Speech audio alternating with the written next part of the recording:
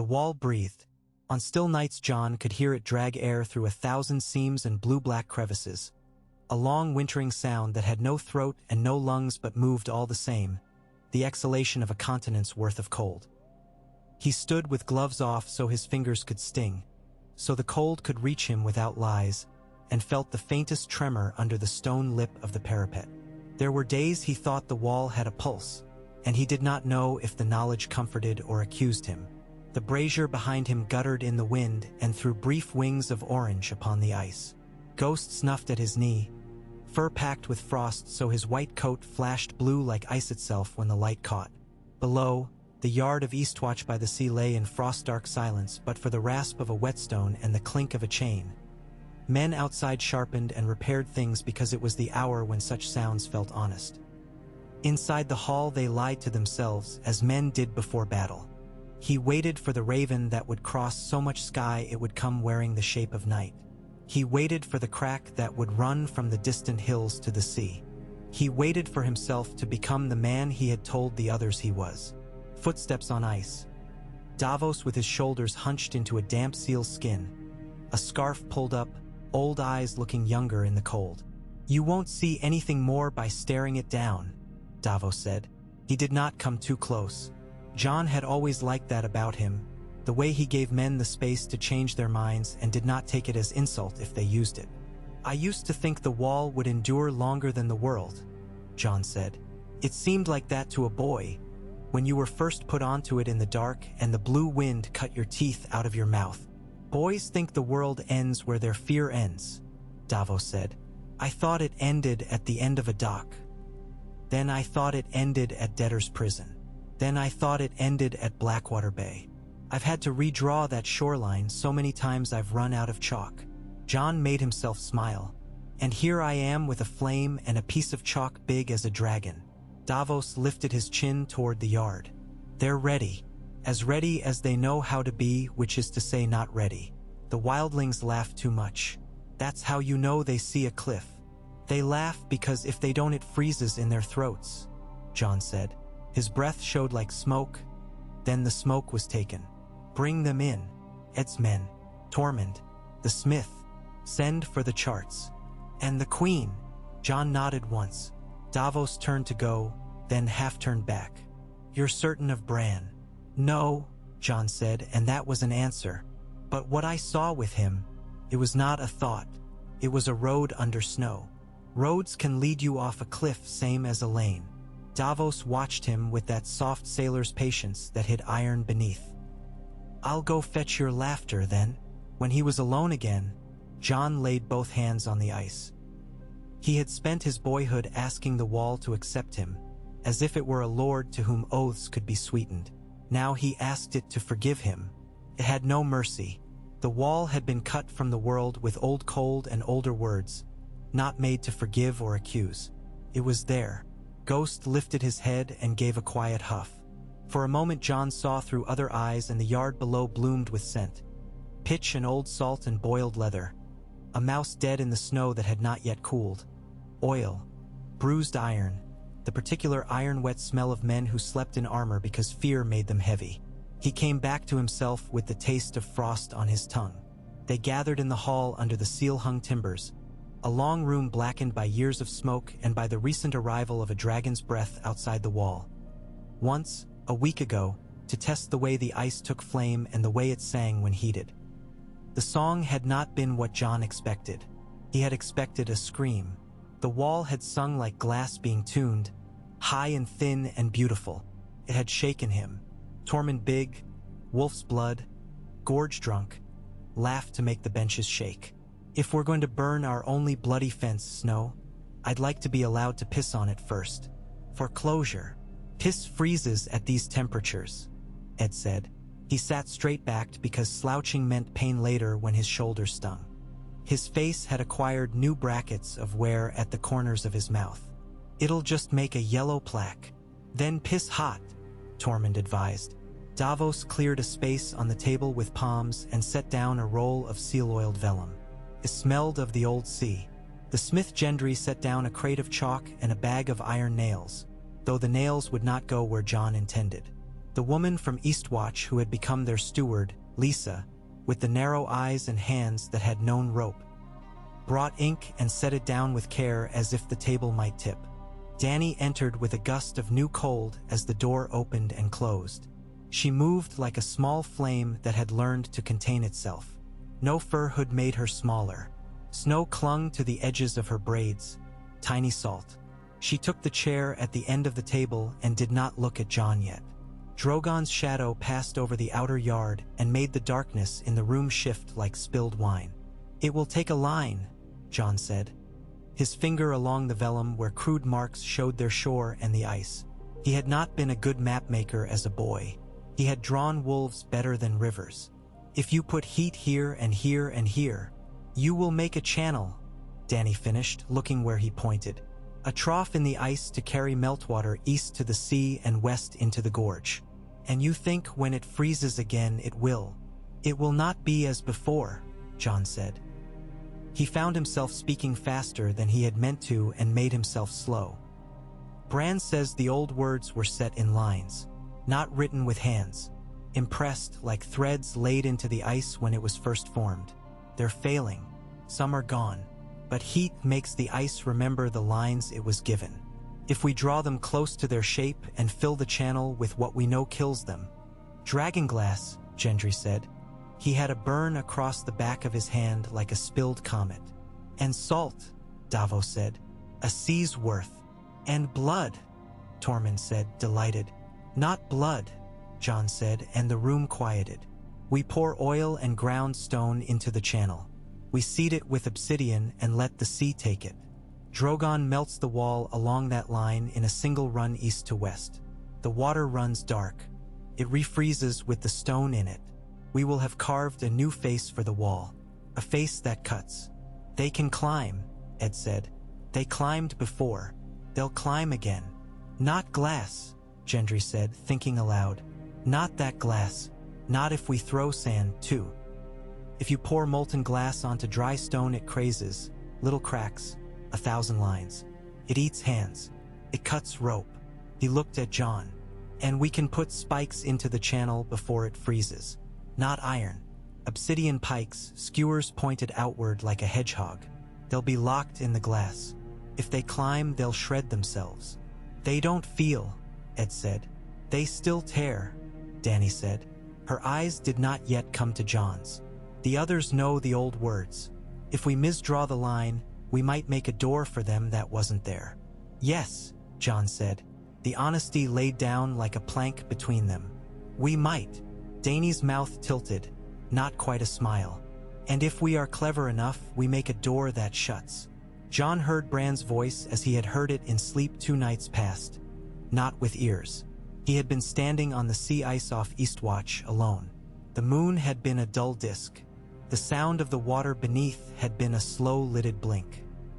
Then the weirwood eyes had been under the ice looking up at him as if the sea itself had roots. "Heat wakes old tongues," Bran had said without saying. "Lay the line where the old lines are. Let the wall speak in a voice not their own. If you think of it as melting, you make a mistake.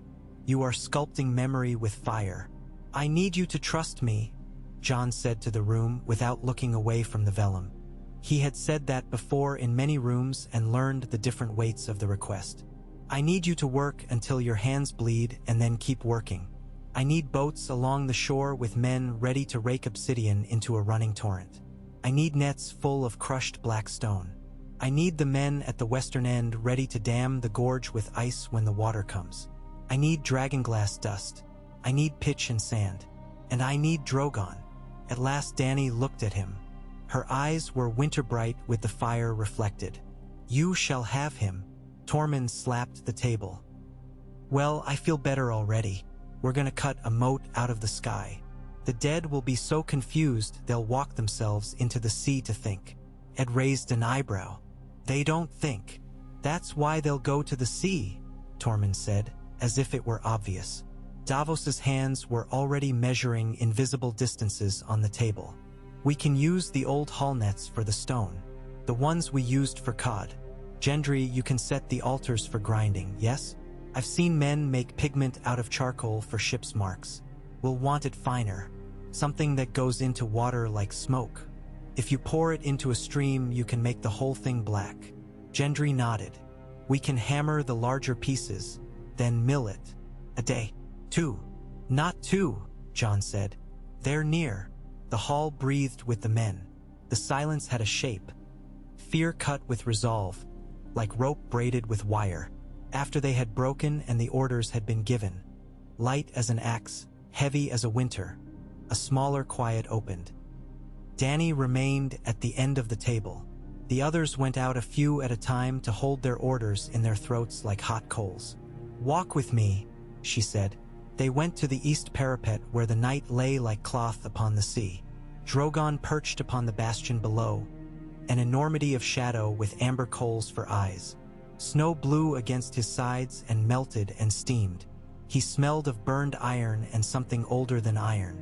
The old words, Dany said without looking at him. You are placing faith in magic made by people who would have seen your father burned for being made. And you're asking me to lend the breath of my last child to their work. I am, Jon said. He knew how little right he had to ask and how much need made right of nothing. I have seen walls fall, Dany said. They say you were born under the shadow of one. They told me that in Essos walls fall. When I was a girl, I imagined I would be the one who pushed them down. I did not imagine I would be the woman who tried to hold one up with a dragon. Jon said, if this fails, it will be me who failed, not you. You will not be here, she said. You will be on his back. I can't ask you to draw the line I see. I must show you where to set his fire. Bran showed me. He broke off, groping. The words he needed had been made in a forest and were not made to fit a hall. Her mouth turned wry in the dark. Then you will show me, she said, and we will do it together. Do not tell me I cannot do something with him. He is mine. But I have learned something these last months I did not expect to learn. There are ways to share without losing. He felt then what he had felt before the first time she had let him touch the scales at Drogon's throat. Not permission, but a relinquishing. He put his hand over hers upon the parapet, gloved on gloved. Do you know what it will do to you? She asked softly. To be the man who told a dragon to unmake the greatest thing men ever made? I know what it will do to me if I don't. She nodded once, and that was settled. It was like setting a stone upon another stone in the snow and making a cairn, something to mark that a thing had been done. They slept little that night. Jon lay on the hard pallet in the Lord Commander's chamber, no longer his, and yet the stones remembered him, and did not sleep so much as slide into a colder alertness. The dream came as it had before, without shape and then with terrible clarity. He was a hawk flying the line of the wall. He saw the faults the way a glassmaker sees imperfection in a pane by light, pale striations where the old words had thinned, the place above the gorge where an old stitch had frayed, the curve near Eastwatch where the thread had snapped, the cold unraveling itself into silence. He saw where to lay heat and where not to. He woke with ice in his lungs and ghost pressed against his feet like a small fire gone white. Dawn was not so much a color as a tonal change, a lifting of the sky's pitch from slate to lead. The sea muttered to itself and the edge of the world came back by degrees.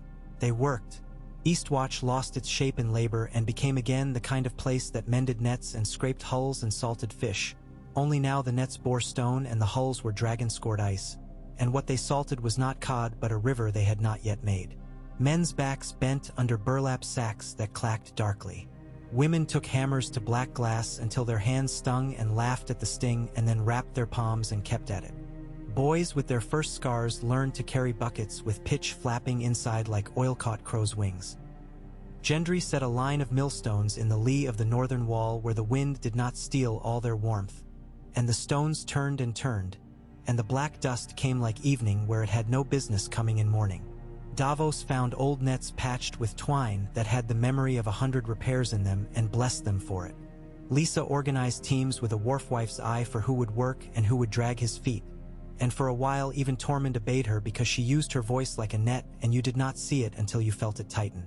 Ed walked the parapet counting, not because numbers made him braver but because numbers put fear in ranks where he could see it. Ravens went to Winterfell and south. They went to Blacktide and to White Harbor. They went to places so small no one had known to put them on a map. Jon wrote less than he should have and more than he could bear. When he went down to set his shoulder to a rope or to help a man lift a thing, they would let him because there are moments when men and women forgive a leader his leadership if he gives them the thing they need more than orders. Another back to lean upon. It was a clear afternoon when Bran's last message came, carried by a raven whose feathers were frosted white as if it had been dipped in winter and shaken off the excess. There were only 3 words in the cramped hand, and Jon was not sure whose hand had moved to write them. The words were these: "Begin at dusk." At dusk, the wall looked like a mountain range caught mid-gesture. It went blue as veins. It went the color of breath held too long. The men at the nets stood at their stations along the coast, boats anchored in a line strung like beads on a thread that had been pulled taut by fear. The teams at the gorge had piled ice and snow and stone, ready to throw into water not yet come. Torches made small earnest flares along the parapet like a constellation that had fallen low to watch.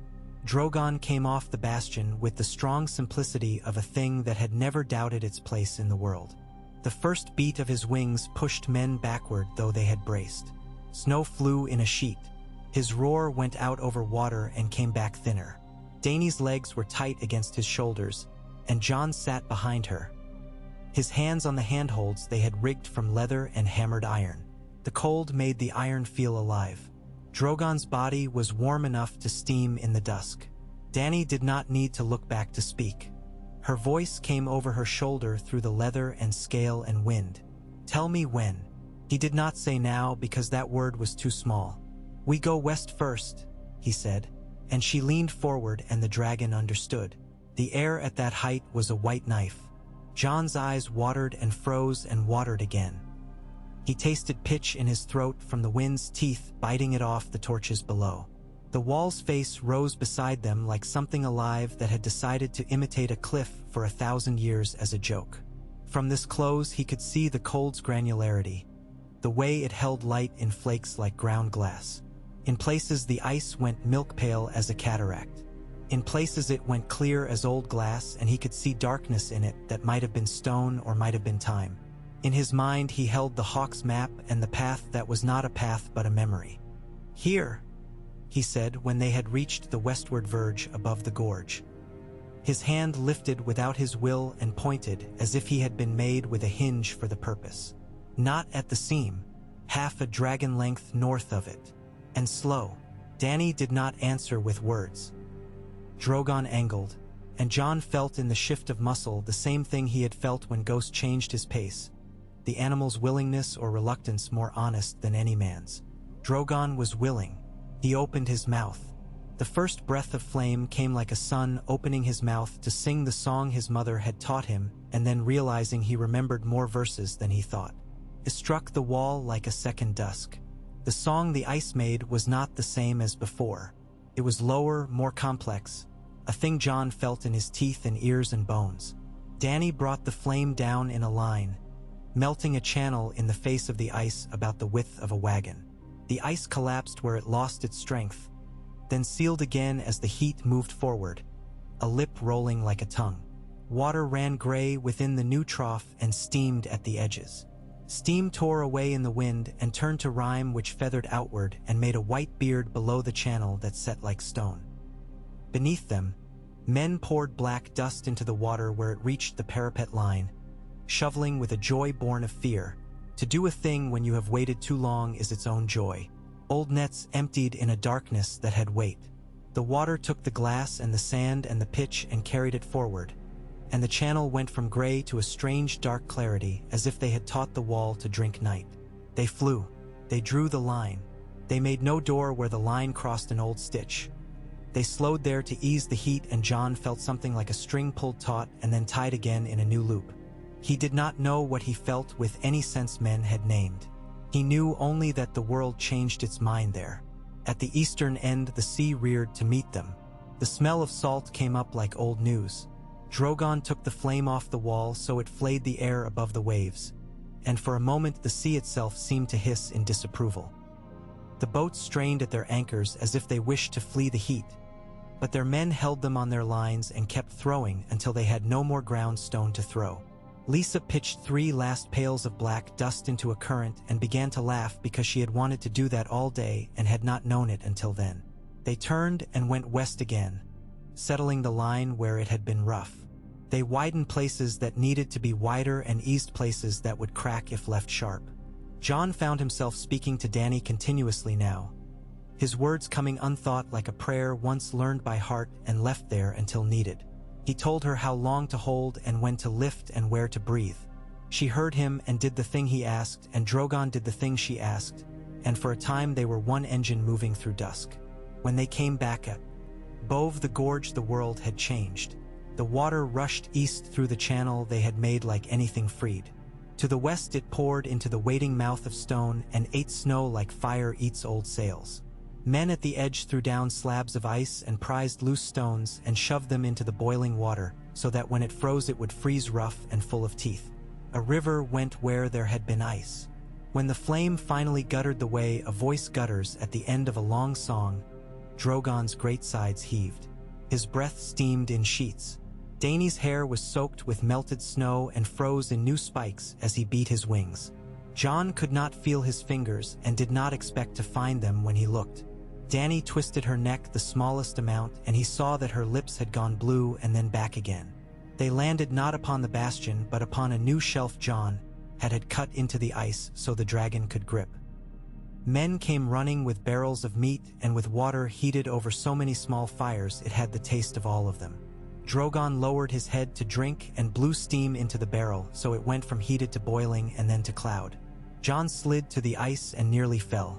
Dany put a hand to his arm, and for once it was her steadiness that kept him upright.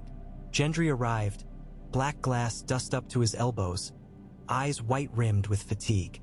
"It worked," he said, and then seemed surprised to hear himself say it, as if he had not believed words could do the thing. "Not yet," Ed said evenly from the parapet above. He had been watching the north while the south labored. "Company." The first ranks of the dead came into view with that measured, ungainly gait that mocked patience. They moved like men who had forgotten what it felt like to own their bodies and had been embarrassed into pretending. They did not hurry. They had learned they need not. The wind moved their rags and touched their pale hair and did not disturb them. They came to the new channel, and the first of them went in. The sound of flesh, or whatever wore the appearance of flesh, hitting new glass was nothing. The second went in. They did not fall as into a ditch. They slid. Their hands clawed, and the glass took their hands and kept what it took. Others piled behind them without thought. They made no sound. Whatever sound could be made was made by the glass. That new music like teeth being drawn lightly over the rim of a goblet by a musician with a cruel streak. "West," Jon said, pointing as if he had to tell the men where west was. "Watch the gorge." The dead came there too, and there the channel did not hold them. Some clambered on the hunks of stone before the water ate at them, and the cold remade them in tricky ways. A few reached the lip. Gendry's men had set the obsidian skewers too far apart there. Jon saw it with a fear that was not fear but a craftsman's horror at a flaw. Tormund bellowed, and with 5 wildlings on ropes in their belts and axes in their fists, they went out on the new ice where no man had business going. They cut at hands. Fingers came away like roots. One dead thing seized Tormund's boot. He yelled and drove an obsidian hammerspike into its skull, so that the spike sang and the head split as if it had been waiting for the opportunity. "Hold," Ed said softly to the men on the parapet with bows half raised and spears held like prayers. "Hold. Don't fall in love with the easy throw." They held. The first press of dead at the gorge fell back into their own because the ice beneath them gave the smallest amount, and because the men throwing ice into the water had made a lip there not by design but by desperation. And the lip took them. Then the others came. They did not step. They arrived, their presence like a subtraction. The line where dusk became night bent around them as if embarrassed. The blue of their eyes was not torch blue or glacier blue or the blue of a king's ring. It was the color of the space between, the color that is left when all other colors go away. There were 3 at first, then 5, then more behind, and Jon did not count because numbers no longer helped. They did not attempt the channel. They stood, and they looked, And John felt something like the way a smith feels when another smith inspects his work and has not yet decided whether to smirk. They watched the dead tear themselves upon the glass. They watched men above strain at ropes and cut at hands and shout and fall silent and shout again. In that watching there was an old discomfort. For the first time in long days John felt, not hope, but that other feeling like hope's older brother, uncertainty loosening its belt. One of the others set a long, pale-bladed spear upon the ice and drew the blade along the surface near the edge of the channel, not touching, as if trying to remember the shape of a letter learned in youth and never used since. The ice did not respond. If there were words there, they were words it did not speak. Another raised a hand. Frost rose from the channel's surface like breath drawn backward. The dark glass inside the ice did not change. The spikes set into the glass caught and threw the blue light in a way that made it less, not more. "They don't like it," Gendry said, surprised into pleasure. "They'll find something they like soon," Ed said, but even he could not make it as bitter as he tried. "Again," Dany said, turning her head just enough for John to hear. "Can he?" John looked at Drogon. The dragon's breath steamed and then did not. The great eyes half-lidded, then opened again. One evening's work had shaken the great creature. A day of this would break him. "We rest him," John said. "At midnight we finish the west. At moonrise we seal the east with a lip that throws. We keep the oil and dust going until our last handful. If they try the sea, we salt it with glass until they drown in the memory of it." "They do not drown," Davos said from somewhere John had not seen him go. He was up on the parapet now, beard rimed white, eyes on the others. "But everything that calls itself a king meets something it cannot cross. And if they wait," Dany said, "if they wait for the sea to freeze, then we keep it breaking," John said. "We keep it breaking until the first thaw and the second. We have not trapped them forever. We are not gods. But if we take a season from them, if we make the night so long they forget how to count. We give the world time," Davos said. "I like time. I've often wished I had more of it." Below, one of the dead found a stretch of channel where the spikes were sparse and began to try to scramble up. It made no noise. His hands left meat on the glass like snail trails. Before John could speak, Gendry was already moving with a rope on his belt, and before Ed could curse him, Tormund had joined him, and together they went to the lip and hammered new spikes into ice so hard the hammer rang and the spike sang and the dead's hand came away at the wrist. Night came in its true face, and with it a wind that made Drogon turn his head as if listening to a voice only he could hear. Dany stood and walked to his muzzle and put her head against it. She spoke, and John did not hear words, only a tone he had never heard from her. He would remember the tone. It sounded like someone learning for the first time that she was not alone in an empty house. The others shifted. The dead stilled. Something like thought passed among them, fast as a shadow moving over a hill. They withdrew 3 paces, then 10. They were not beaten. They were not even troubled the way men are troubled when a plan fails. They were adjusting. John felt something in his gut adjust with them. "We'll need more stone," he said to no one and to everyone. "More nets, more sand." Lisa answered from below without looking up, as if she had been listening to the thoughts of the men as she listened to the tide.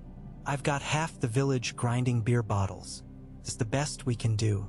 We'll drink out of skins when we're done. It won't kill us. It would reduce the number of trips to the privy in this weather," Ed observed. "A blessing." They smiled despite themselves. Smiles looked strange on men in armor in that cold, like flowers that had forced their way up through frost the day before the next freeze. John took the map to the parapet and held it under a torch. The wind tried to take it. He let it take a corner and did not fight it. He traced with a forefinger the line they had drawn, the line they had yet to finish. His finger was black with dragonglass dust. When he lifted it away, it had left a mark on the vellum. He imagined men decades from now with no memory of what the dead were, no knowledge of what had pressed on them from the north, standing where he stood and looking at a wall with a new face and thinking it had always been that way. He did not envy them their ignorance, and yet he found he wanted to build it for them anyway. He had always wanted to leave the world cleaner than he had found it, even when the world was a yard and a practice sword and a wolf that would not grow. He went to Drogon and laid a hand upon the warm, ridged jaw. The dragon turned his head an inch so a yellow eye had him full in its cold coin. "One more time tonight," Jon said softly, and laughed at himself for speaking to a dragon like a stable boy pleading with a mule. "We'll sleep after. I swear it." Dany stood at his shoulder. "He'll do it," she said. "And if he cannot, we will find the space he leaves and we will fill it." Jon nodded. He had come to understand something she had known since she crossed a desert. There are days when greatness is a muscle you keep using long after it should have failed, and if it fails you move without it and leave it to catch up. At midnight the moon came, a hard white coin in a sky where clouds had gone south to feed on warmer roofs. Drogon climbed again, slower. The flame came again, shorter. The line they drew at the western lip of the gorge was not as smooth, but it was there, and the water took it, and men took it, and it became something new. Toward the small hours, the wind shifted from the northeast to the north-northwest. It was a sailor's shift, subtle and dangerous, the kind of thing that sets wafers of ice to running in new lines and puts ridges where there were none. Davos tasted it on his tongue and came at once to Jon with his mouth already forming the words. "The seal's skin over if it keeps that line," he said. "You'll have your moat, and then they'll have their bridge." Jon turned at once to Dany. There was no need to speak. She was already moving, light with exhaustion, grave with purpose. Drogon came to the wall again like a coal taken out of a brazier to relight another. He breathed over the skinning places where black ice had gone smoother than they liked. The breath broke the new sheet and made waves again that would freeze rough and unwelcoming. At dawn, or the hour just before dawn that is more dawn than dawn itself, the world went very quiet. The others had faded back into a grid of trunks and ridges until they looked like straight shadows. The dead nearest the channel had frozen into the ice like dirty flowers. Those farther back waited in such manner that if a man did not know what he looked at he might admire the discipline of it and try to copy it for his own men, not seeing that it was emptiness holding them in line and not discipline at all. Gendry fell asleep on his feet, elbow deep in a sack of sand. He woke when his knees failed and went back to it without being told. Ed had a moment where his hand would not take the next arrow his other hand offered it. A childish refusal. He shook it out and spoke harshly to it as if it had offended him, and the hand came back to work. Tormund went to piss and laughed because it steamed like a dragon in the dawn.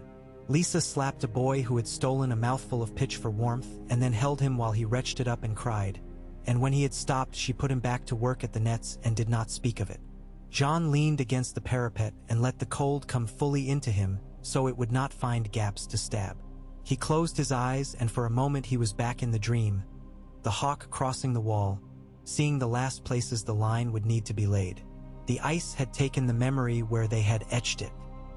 In those places there was a new song, a lower tone inside the larger tone, the way a choir holds its root even when the tenor goes wild. He felt, no, not felt, knew where this would hold and where it would invite them. He would not draw the inviting lines. He opened his eyes. A rider came from the west along the top of the wall. Not a rider, riders. A small train, bundled, horses reluctant. The wind ate their flags and gave back noise where there had been none. In the lead, a girl's thin figure in furs that made her look like a younger version of the creature that wore them, sharp and small and dangerous if you hurt before you stroked. Arya, a knife in the snow with a face he knew and did not know. Behind her, Sansa red as a coal under new ash.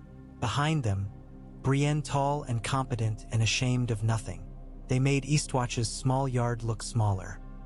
They came not as queens but as kin, and Jon found in his chest a set of spaces he thought had been bricked up long ago suddenly go empty again, ready for their old inhabitants. "We had your raven," Sansa said before she had both feet on the ground.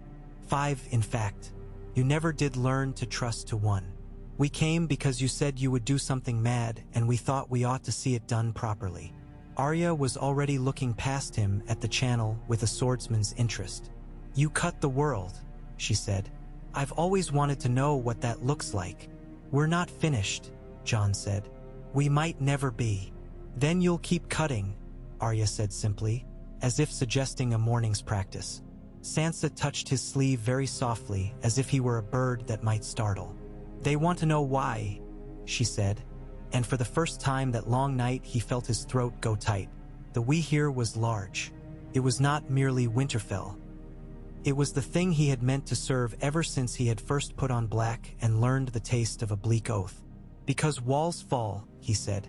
"Because we've been living as if the world were a house with a roof and it's not. It's a tent. You keep it up with ropes you have to tighten every time the wind shifts."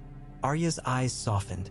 Sansa's mouth did the thing it did when she decided to be the thing the world needed, even if she had to pretend to be at first.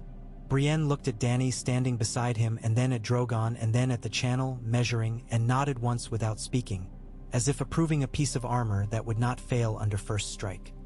He found Dany's hand, not to be seen to find it, but because he had to. She did not pull away. She was looking past the women from Winterfell at the north, where the others were nowhere and everywhere, and he felt the shape of the thing that had been forming in her since they came north. He did not have a name for it. If he had been a priest, he would have called it discerner. If he had been a queen, he would have called it rule. "We finished the west," Dany said in a voice that was hers and not hers. "Then we sleep. Then we finish the east. Then we see whether our work sings back to us, and if it does not, we do it again until it learns the words." For the first time since the dream, he felt a strange loosening in himself. Not relief, but the memory of relief, and that was enough.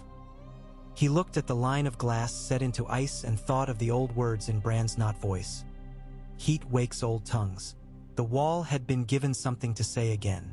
If it chose to say it in their favor, it would not be out of love for men. It would be because the world sometimes chooses the slowers over the quickeners, because it would rather take another winter than a final one. He slept an hour upright with his back against cold stone because there was no other place to put a back that would not ache more later.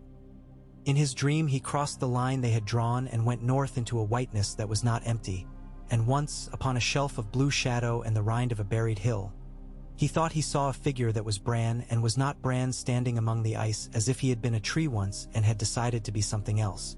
The figure lifted a hand and drew it down. A new seam appeared where there had been none, thin and sure as a scribe's stroke. Jon woke with the certainty that the next run with Drogon would not be blind. When the moon fell low and the day began its slow rehearsal behind the clouds, the others tested them. They sent a line of dead out along the sea ice where it had skinned again despite all their work. The dead spread themselves like a net, distributing weight as if memory had whispered down their bones. Davos swore softly. Jon did not wait for thought. He put a horn to his lips and sounded it, 3 short blasts. A call he had heard once with different meaning, now borrowed and turned. Boats shoved off their anchors at once and lay along the skin in a pattern Davos had taught them that was not so much naval as animal, taking the stress into their hulls and breaking the skin with oars. Dany brought Drogon low enough that his wing beats alone made new waves, and the line of dead sagged and went sour and went under and went away, not drowned but dispersed. The others did not show displeasure. The world simply did not go their way that hour. By the time true dawn came, sluggish and pale, the channel had blackened and smoothed and grown its teeth again. The marks they had made where old words were thin hummed to Jon's palm when he set it to the ice. He pretended he laid it there to steady himself. He would have told any man who asked that. They ate in snatches. Hard bread that defeated the teeth and then softened by patience. Strips of fish fried in oil so old it had its own secrets. A stew that promised warmth and delivered only persistence.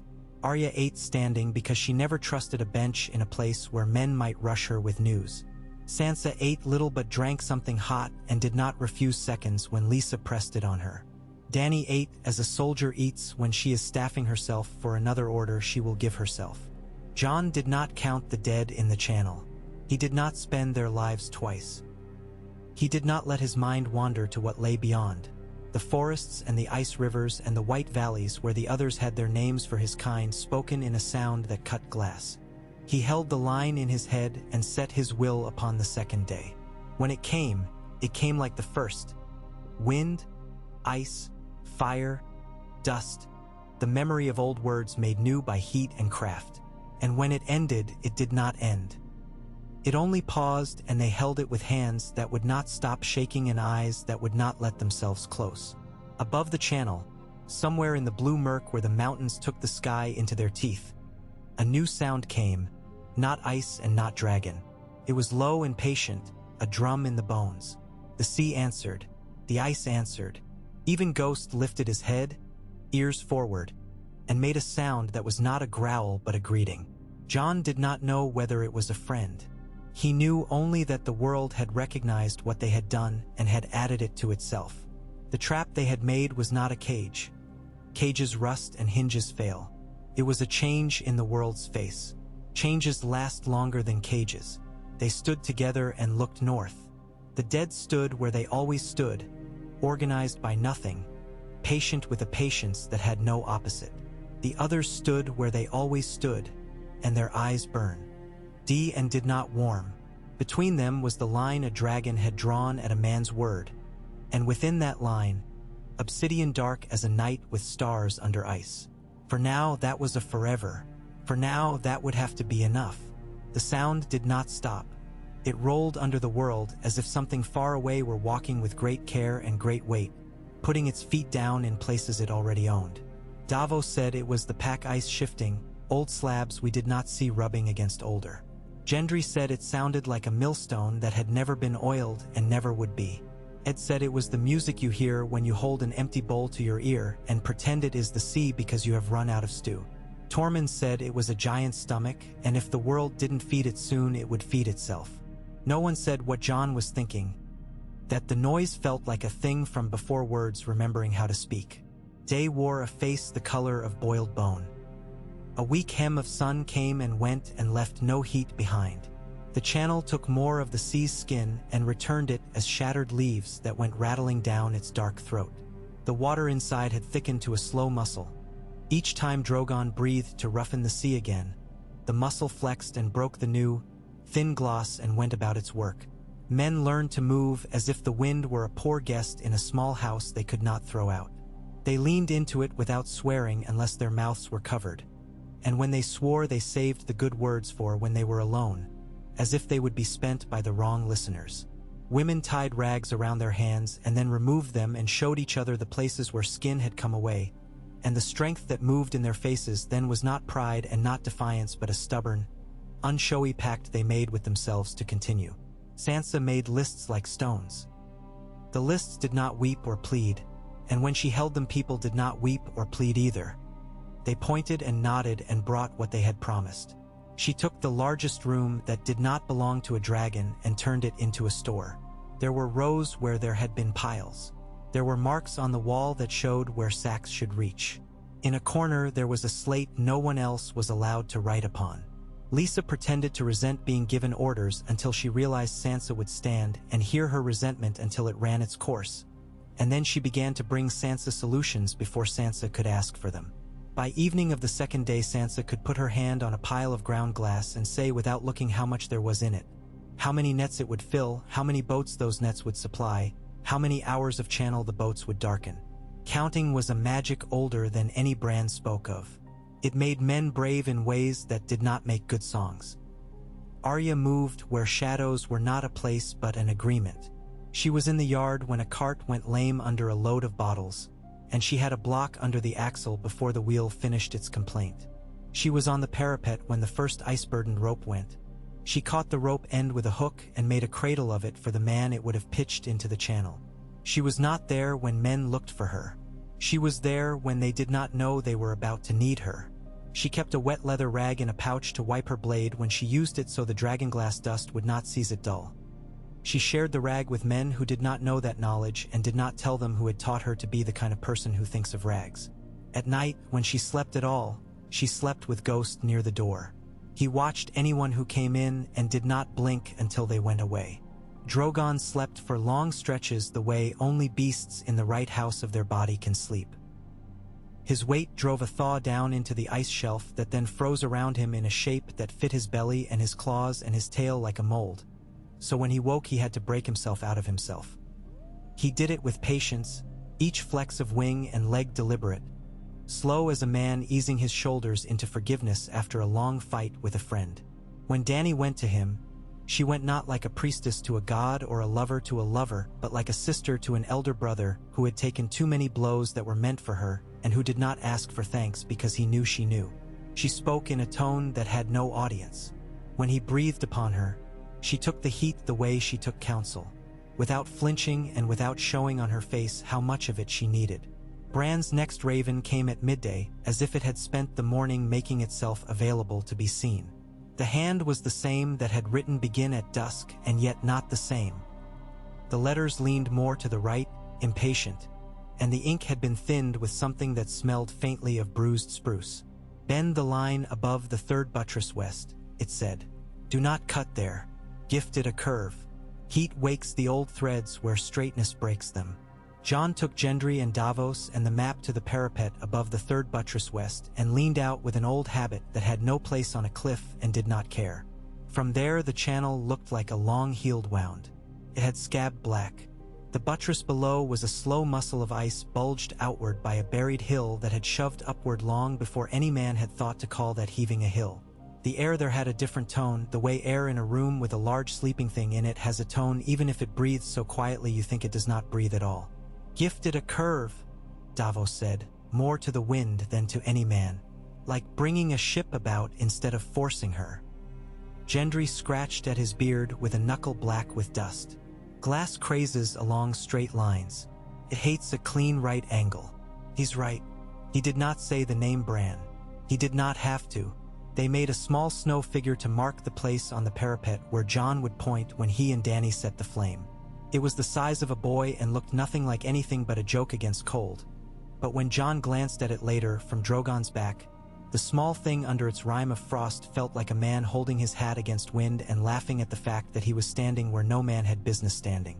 They went up at last that afternoon, when the weak sun sat behind a rag of cloud like a coin behind a curtain. The air bit the insides of their noses, so each breath was a reminder to take the next one gently. Dany found her seat the way she found certainty now. One hand, then the other, a check of the straps, a nod that meant not I am ready as much as I will now begin. Jon's fingers found the grips by will more than flesh. When he had first held a sword, he had thought hardness was the thing a hand sought. Now he knew that on some days it was a place to set the hand so it could remember how to ask a living creature for help. They sailed. It had become a temporal movement as much as a spatial one. Time thinned up there, lost its heavy legs and began to run beside them like a hound that forgot for a moment that it was tired. The wall's face rushed by. The ridges came as expected and then asked for more. When they reached the third buttress west, Jon pointed with his whole arm, not because Dany needed drama to execute a curve, but because his body required him to commit or else it would not believe itself later when he wanted it to. Here, he said. No harder. Ease her. Dany's breath shaped itself when she answered the way a helmsman's voice shapes itself when he gives a command to a thing that will do as it is told because you have learned how to tell it. Drogon's head dipped. The flame came not as a rod but as a brush. The ice received it differently. It did not shriek as it had the first day. It hummed. The water in the channel bowed under heat the way a man bows without embarrassment when a stranger gives him a gift he recognizes as his own misplaced thing returned. The curve took. When they landed and men swore softly at how cleanly it lay and Sansa touched the new glass with a mitten and then lifted it to her nose and said it smelled faintly of the sea as if the sea had learned a new word and liked saying it. Arya told Jon about the thing she had seen hours before, north of the channel near a place where the land rose as if it might become a hill if given an afternoon. It moved like a spider and not like a spider, she said. It had too many joints and not enough. It walked without cracking the thin skin on a little pond there. It made the line of itself so wide that the ice could not remember it was bearing weight. If this were a tale, I would say it sang while it walked, but it did not. It swallowed sound while it walked. I threw a stone at it. The stone hit it. The sound went in. It grew brighter for a moment, like something inside it woke to see what had come. Jon had read about spiders big as hounds in old Nan's thready voice. He had pictured glossy black. Arya's hands said ice, a translucency that made edges into the idea of edges rather than edges at all. Dead? He asked. Arya shook her head. Annoyed, curious. Put a limb on the pond. The pond remembered itself long enough to frown. It crouched and then leaped and landed on a fur rock a long jump away like a spider does when it does not wish to touch the thing between. It didn't like the obsidian grit they've tracked to that shore. It didn't touch it. That seems like something that should be written in a neat hand somewhere. It is written now, Sansa said lightly, and Jon felt the warmth behind it. We will keep each other's knowing. The spiders do not like the grit. They will learn to like it, Ed said, which was his way of making hope do extra work. Everything bad learns to like what you have eventually. That night the wind came not as a guest but as a relative who had never forgiven the house for having been built without their permission.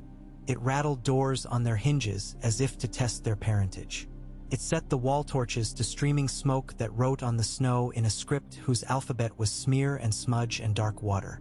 On the parapet, men leaned into it and became flatter than men ought to be, silhouettes with their depth hammered from them. One by one the torches went out and then relit and then went out again. We'll lose the east lip if the sea skins, Davos said, and Jon did not argue with a sailor about the sea. They went up again. Drogon's breath this time was a deeper thing. You could feel in it the underground where fire learns patience. Dany did not smile and did not grimace. Her face went empty in the way that is not emptiness but a table clean for the work to be done upon it. They made the east lip new, thicker, taking a wider bite where the current tried to persuade them to be lazy. At times the dragons flamed through burning flecks onto the water and the wind seized them and hallied them out toward the channel. And the flecks died on the black glass with small sounds like good intentions giving up. Jon spoke less. They had reached the part of the work where telling a thing to happen would insult it. Halfway through the pass, the world shifted. Not the wind, not the cold, not the song under the ice. The dead moved as one, not forward but sideways, a shuffle that put weight not where it had been but where the channel would bear it worst. The others were not visible, but their absence had become a presence, and Jon felt that presence reach like fingers under a door and try the latch. West! Ed called down to the boats, though he had already sent men that direction with oars ready. Break the skim. Break it whether it likes it or not. Men steadied themselves by bracing their feet against things that might betray them. They thrust the oars into the slick and pried up skin like the thin cinnamon that forms on a cooling pan of milk. The skin went reluctantly. It tried to curl back into itself and did, in places, and men swore and broke it again. Davos moved his boat as if it were an argument he had learned how to win by losing it a few times on purpose. Tormund stood in the bow as if the sea had insulted his father and he was determined to have words with it. Lisa's arms swung as if they belonged to a mill, not a woman, her face set in a look that, if she had been a noblewoman, poets would one day describe as heroic, and because she was not, no one would mention at all. Jon looked down and saw a weakness at the western throat near the gorge, a place where their obsidian skewers sat wider than they should, and where the glass underwater had taken the line less cleanly. He opened his mouth to say Gendry's name, but Gendry was already running along the parapet with a coil of line and a canvas satchel clacking with spikes. Don't, Ed said almost conversationally as Gendry hooked the line to a bolt and swung out over the new glass. Not today.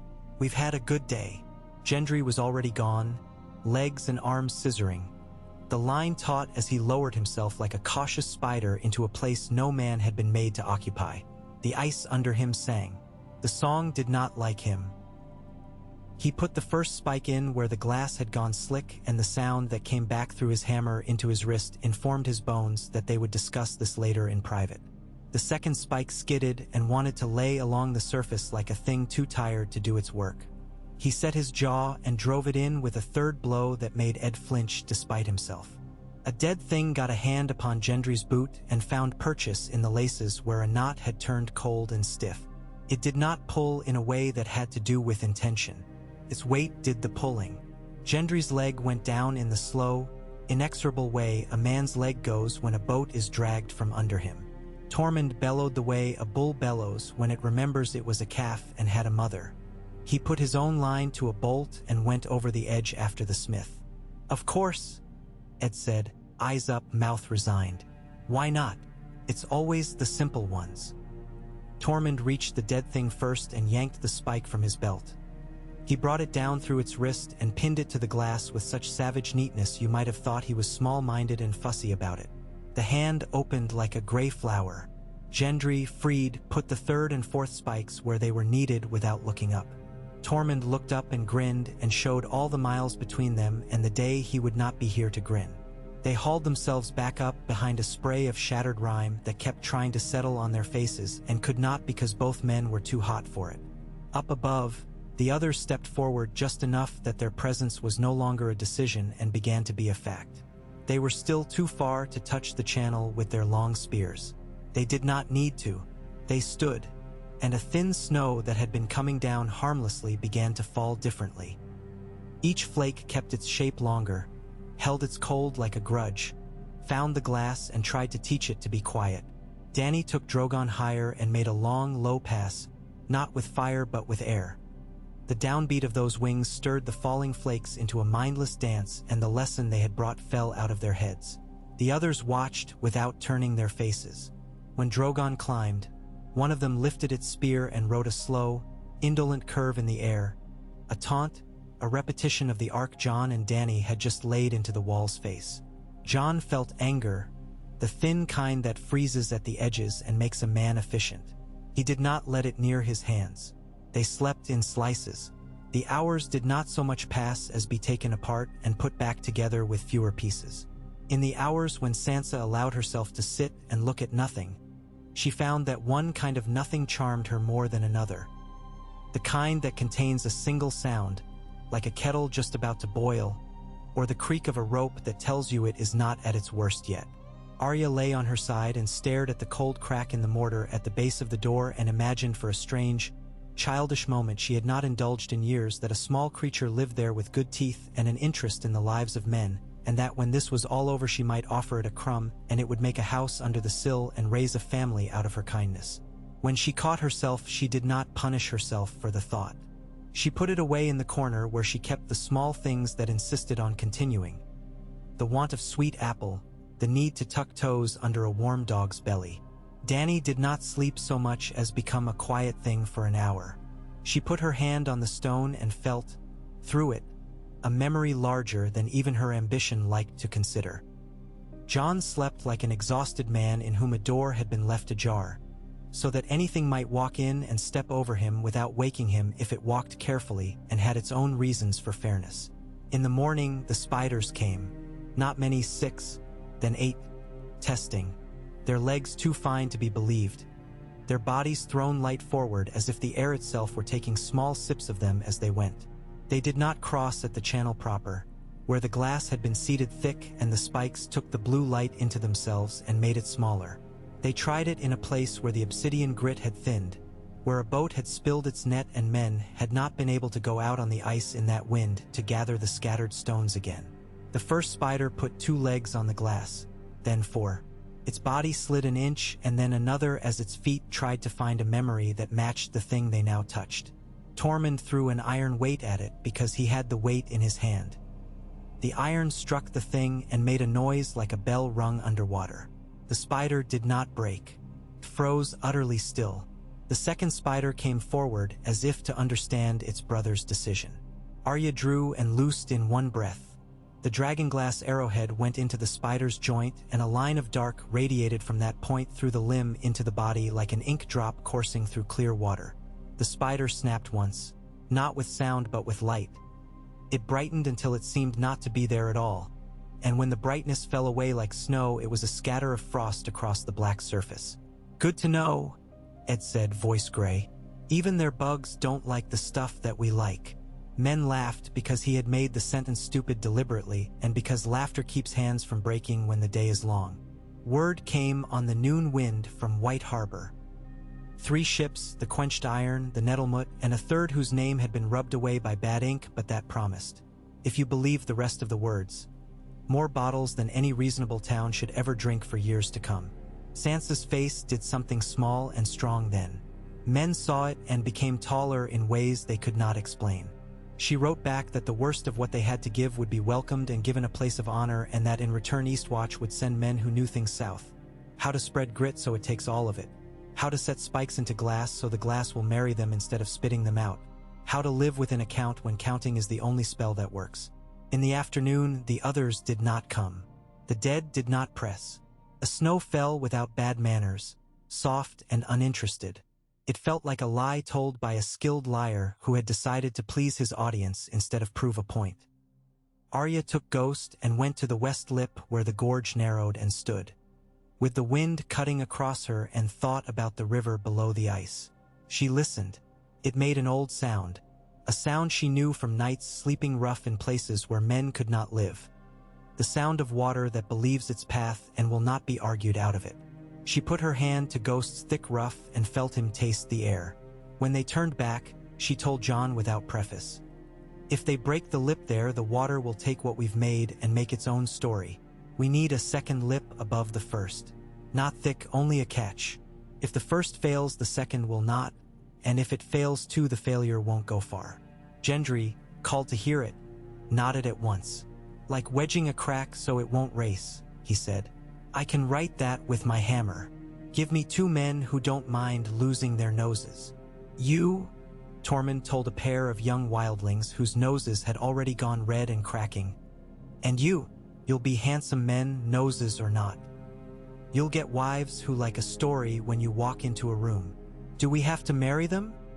one asked with an earnestness that made even Ed almost smile. "Only if they ask nicely," Tormund said. At dusk, with the second lip made, the dead came on again. Not a press, a drift, as if they had been placed on a tray and the tray had been tilted ever so slightly by a lazy hand. Jon recognized the hand. The dead slid upon the glass and left smears that would be there until heat or an age took them away. They found the teeth and the teeth found them. The men above did not throw much. They had learned not to fall in love with the sound a thing makes when you hit it and it falls down. One of the others came forward to a place where the channel made a curve near the buttress Bran had told them to gift. It put the butt of its spear to the ice and stood with the weight resting there as a man rests his hand on a banister. For a long time nothing happened. Then the spears but sank. An inch too. And the other took its weight back and lifted the spear, and for a strange, unguarded moment Jon felt the thing experience surprise. It was not anger. It was not fear. It was surprise, the way a man is surprised when he puts his hand to the place he always puts it in the dark and finds the wall has moved an inch and he has not been told. That night there was a meal that contained more warmth than food. Hot spiced water tasted like wine if you believed hard enough. A boy fell asleep with his mouth open on a bench, and Ed, passing, put a rag over the mouth to keep the cold from taking his tongue in the night. Tormund told a story about a woman whose hair had frozen to the back of his neck and how he had stayed very still because he did not wish to be scalped and because he did wish her to believe he was the kind of man who could stay still for a purpose. Davos spoke of tides to men who had never had the need to know them and made the tide into a character in a story, vain and dangerous and useful if you flattered it. Sansa wrote and her hand cramped and she blew on it and laughed at herself and wrote more. Dany sat with Drogon's head on her shoulder and watched men become something she recognized. A people who would not be ruled by fear because they had other masters they preferred. Hunger, tiredness, love, the price of failing each other. Jon took a small walk with Arya along the parapet. She said little, he said less. He touched her shoulder as if to apologize for a full history that had not been his to write. She flicked his hand off, not out of irritation, but because she did not like hands on her and because she did not need the apology to be a hand. "You've made a new edge," she said. "Edges attract knives. Keep your knives here. Don't let them wander south." "I used to think edges were for keeping people out," Jon said. "Now I think they keep people in." "You sound like Sansa," Arya said with a wicked satisfaction that put warmth into the dwarfed space of his chest. And for a time their breath went white together as if they were 2 horses sharing winter. The next day, when the quenched iron came to anchor and the Nettlemut stood off and the nameless third ship tacked like a brewer who has stayed for one more song and now cannot find his hat, Eastwatch's shore took on the old noise of work the sea respects. Barrels rolled. Nets creaked. Men bellowed without malice. Davos met the captains and did the dance of shares and need and promises and remarks about whether that meant. I will pay you with pride later and with coin now. Sansa stood far enough back that if a man wished to be offended, he might say she had put herself above the work. If he wished to be honest, he would say that from there she could see everything that could go wrong and make a list longer than the mistakes themselves. Gendry set up 2 new mills on the windward side where the gusts would steal less and where he could see the channel's blackness out of the corner of his eye and remind himself why he ground. Arya came to him with a thing in her hand that she had made out of a broken blade and a strip of deer hide and a piece of a bottle's neck he had thrown away 2 days earlier. "Saw," she said, "to cut the spikes clean when the glass marries them crooked." He took it and turned it and did not take it apart, even though he saw at once how it was wrong in 2 ways that would matter only after a day and a half of hard use. "You will have to show me how you hold it," he said, "so I can make it fit your hand, and not a hand I think will be yours." They stood together then in the lee of a piled wall of broken bottlenecks, his big hands black and hers clean.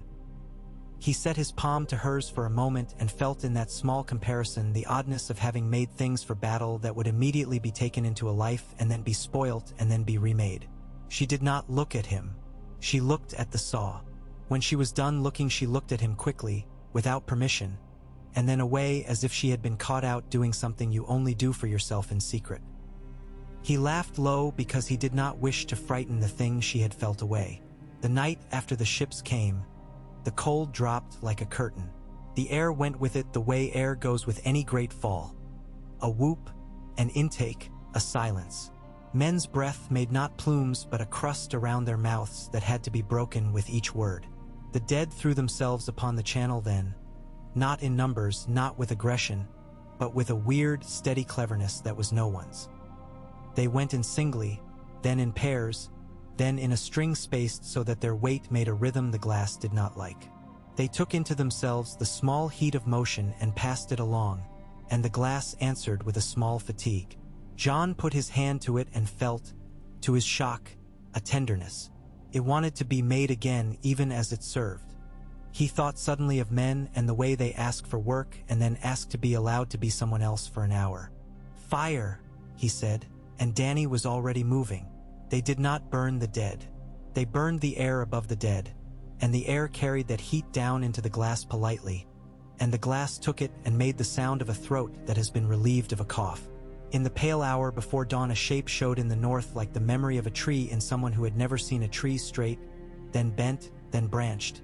But when Jon reached for the hawk in him to see it from above, the hawk would not go. He remained inside his own eyes a while and accepted the frustration without scolding it. Bran came with the raven not long after, though it could not have flown from the shape itself because the light had not yet moved enough and because the bird's feathers were clean of rime. There was no vellum tied under its leg. There was a small piece of weirwood bark, thin as an ear. When Jon held it between his fingers, he could see pale threads inside the white, fine as hair caught in amber. The bark was warm. It smelled like a winter he did not mind remembering. Hold the low tone came the thought that was not words. Do not listen to their high one. Tune the ice to the kill sound. The world will learn the song if you show it enough. Like singing a stubborn child to sleep, Davos said when Jon gave the bark to him to hold, and he felt the same thing. Or teaching a crew a shanty they'd rather not sing because they think themselves too fine for it. "Sing then," Sansa said dryly, and the men looked at her as if she had struck a match with her fingers. They sang. Not a song anyone knew. Not a song anyone would want to know later. They sang to keep the low tone going. They sang because when 20 men sing one note, even poorly, it becomes a thing larger than their quality. It becomes a place to stand.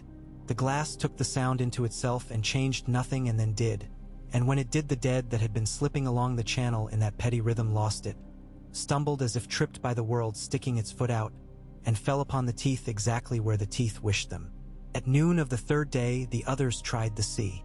They went out far and then came in along the skins of ice that formed and reformed like bad ideas. They distributed themselves with a strange care. The spears angled to share weight. The wind moved their rags with respect. If they had had laughter, it would have sounded patient, privately pleased. The boats went out there to meet them in a line Davos had drawn with a fishbone on a plank a day ago. Dany took Drogon above them and let the downthrust of his wings speak in a language the sea had always understood. Move here, break there, do it now, do it again.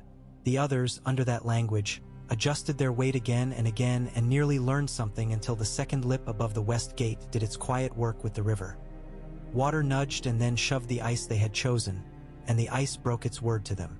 They stepped back as one and did not run because they had not been made to remember how.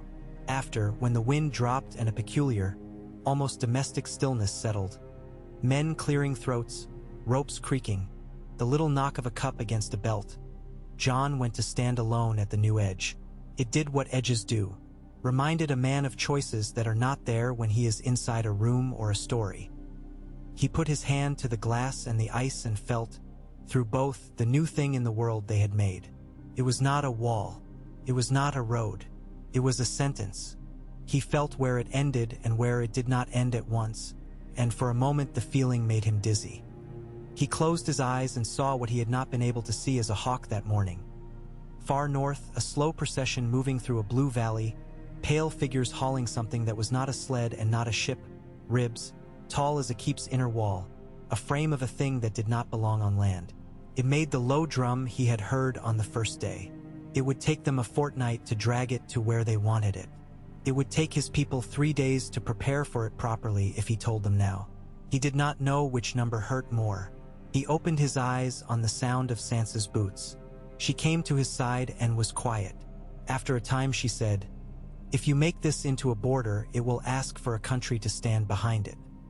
People will ask the border what its name is, and they will not like it if it has none.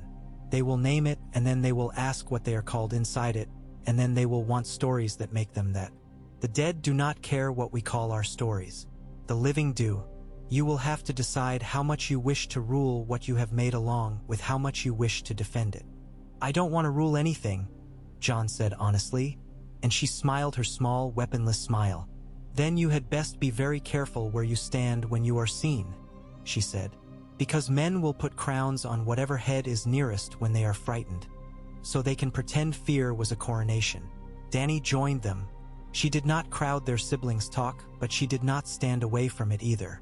Her gloves were stiff with dragon steam and ice, and when she flexed her fingers the leather made a sound like old books unwilling to open. "Tell me what you saw," she said, and when Jon did, she did not blame the world for presenting them with a problem that did not care for the timetable it had been given. "Then we will meet it," she said. "Do not tell me we cannot. It has ribs. It has parts. Things with parts can be disassembled. We will give it a new name. Driftwood."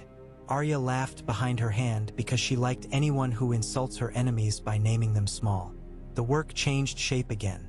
It became not only defense but preparation. Nets were weighted differently so they would hold under a drag and release under a pull. Spikes were made not only to be set but to be wielded.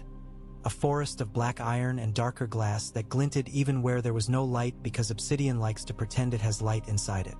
Davos and Lisa devised a signal with 3 torches that could be seen along the whole line. If the first and third burned and the second did not, it meant weight was coming where the count was thin. If the second burned alone, it meant the boats should take a pattern of arcs the men had not yet named and would, later, call the witch's hair because sailors like to put fear in Iraq when they talk about it. The day the frame first appeared near enough that even men with weak eyes could see that it was made of something like bone, the wind died entirely and the sound of its movement came to them like a lesson in a classroom no one wished to attend. It did not squeal. It did not groan. Pulsed. Men looked around as if something might be wrong with their own hearts. The dead that pulled it did not tire. The others walked beside the sled and did not touch it. Sansa raised her slate and wrote another line that was carving a place in the wall beneath the other lines. If they have brought a thing, they trust it. If they trust it, break it where they do not expect a break. Gendry, reading over her shoulder without embarrassment, said, "Ribs want to be ribs. We will make them wish to be something else." They let it come. The urge to strike before it reached the channel made the air between the parapet stones grainy with held breath. Ed spoke softly to the archers with his own particular priesthood. "Not yet. Not yet. I know you want to. So do I. Not yet. If you shoot it now and it breaks there, It breaks on their side where they can fix it with a word we do not know. Let them pull it into our vocabulary. Drogon went up because Dany could not bear the thought of watching it come without the option of saying no. She took him high and made herself still against him and watched with that great patience the world drags out of a soul that has decided to be large enough for it. Jon paced and then forced himself not to pace. He stood and tried to be a stone so someone could tie a rope to him if they needed to. The frame reached the channel. For a moment it did not notice that it was on a new world. Momentum and obedience carried it.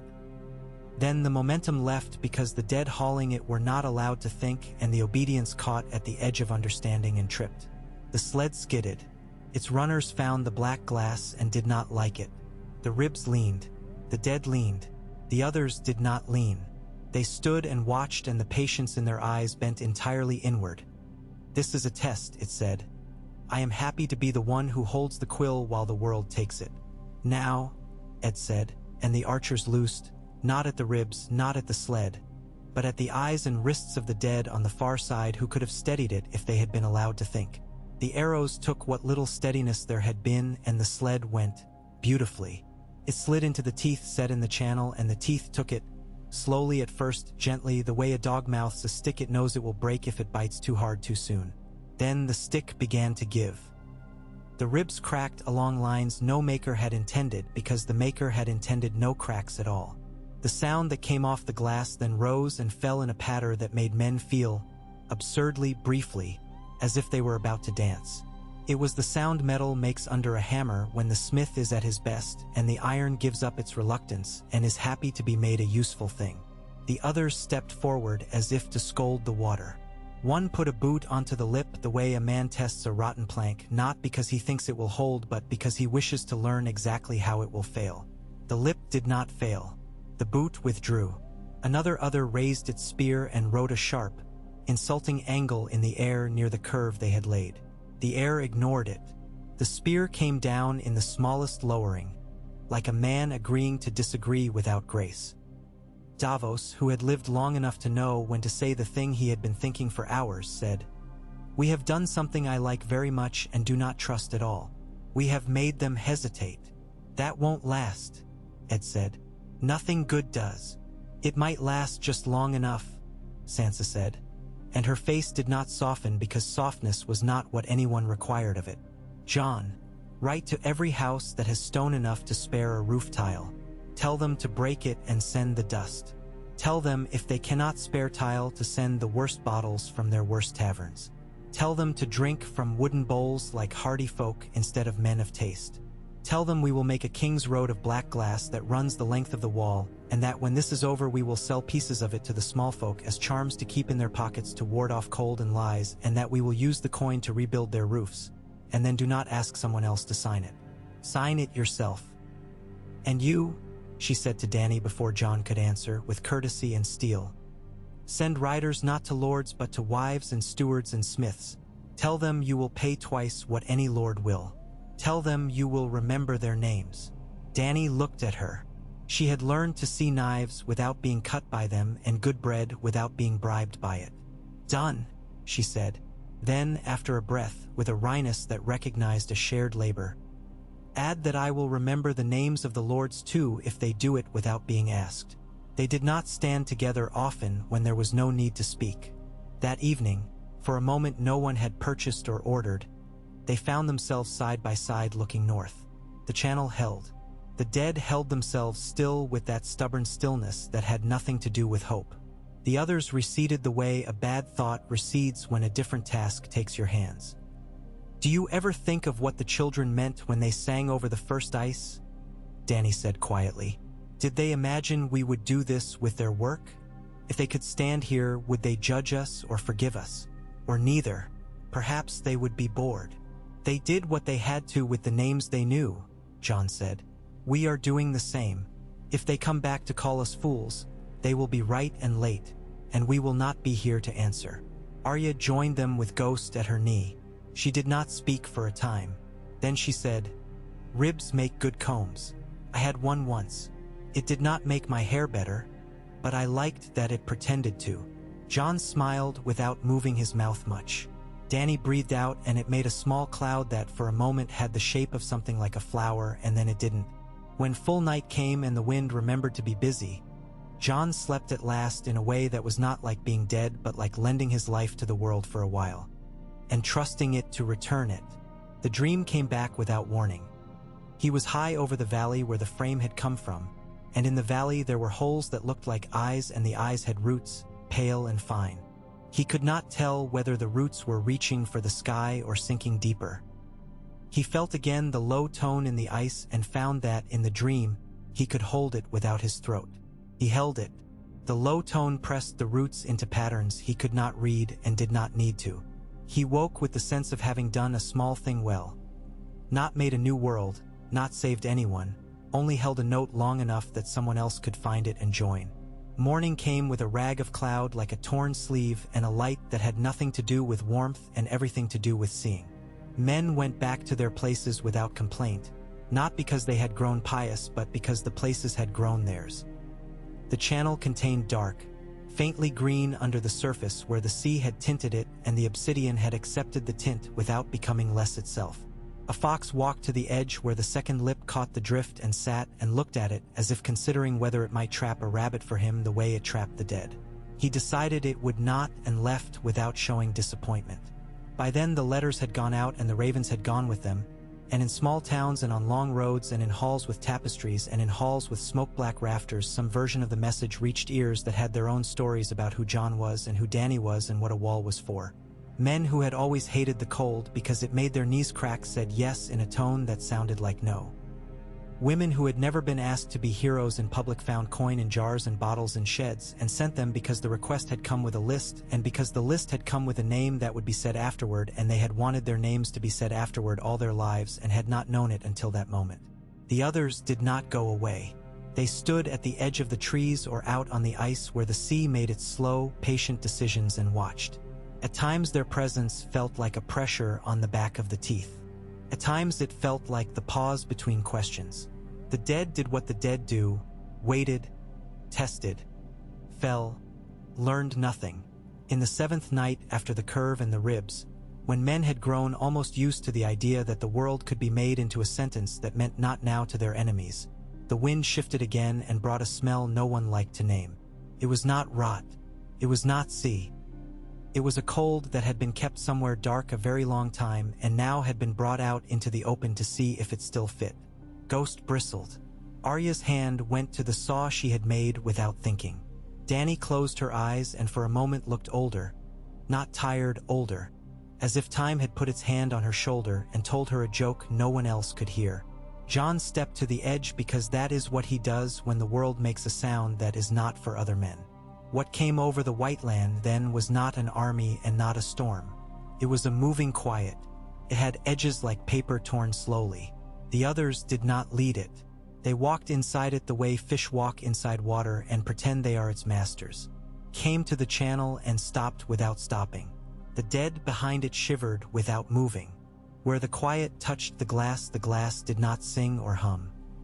It made a sound like frost being scraped from a window in the morning of a day when your father is not angry about anything and you have time to see your breath. The sound went into the black and did not come back. "Hold it," John said without knowing he would say it. "Hold the low tone." Men sung. They were hoarse and off and true. Women sang. Arya did not sing and the note held because she held it in a way that did not involve her throat. Danny did not sing. Drogon made a small sound low in his long throat, and the sound was not for men, but they let it be theirs too for a moment, and nothing in the world refused the borrowing. The quiet pressed. The glass held. The low tone held. The others stood and were contained by their own patience. The moving quiet had to move somewhere. It went up. It went away. When it had gone, the world was still there. John sat. Not because he could not stand, but because sitting was the proper respect to pay to the fact that the world had not decided to remove itself. Sansa came and put a hand on his shoulder and took it away because her hands had work to do elsewhere, and because he would be offended by kindness he had not earned that day. Arya stood at the parapet with Ghost leaning into her hip and watched north as if watching were a blade. Danny, whose eyes sometimes saw farther than their own light would allow, looked into the blue and whispered something no one heard. Later there would be words, letters, laws, names, uses. Later there would be men who said they had been here and had not, and men who had been here who would be too tired to say anything. Later there would be trade in glass beads and little knives, and children given obsidian dust and charms to wear around their necks against the day when some small malice of winter would come to their bedsides and ask to be let in. For now there was the line. It went east to west into what had once been a single thing and now was a thing and another thing, connected by a door that wanted to be closed and might be, for a season, for a year, for as long as the low tone could be held. Jon stood, and when he did, the new edge did not disturb him the way edges had when he was younger. He took one breath and then another and then another. The breaths did nothing special. They made no music. They did the old work of keeping a man upright. When he was done with them, the world was still there, and he went to ask it for more.